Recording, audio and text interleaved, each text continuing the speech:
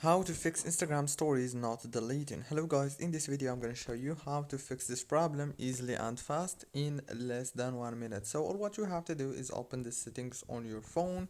Now here you will find many options in the settings page. Scroll down until you find the apps. Click on apps. Now all what you have to do here is scroll down until you find Instagram. When you find Instagram, click on it. Now this is the app informations page. All what you have to do here is very simple.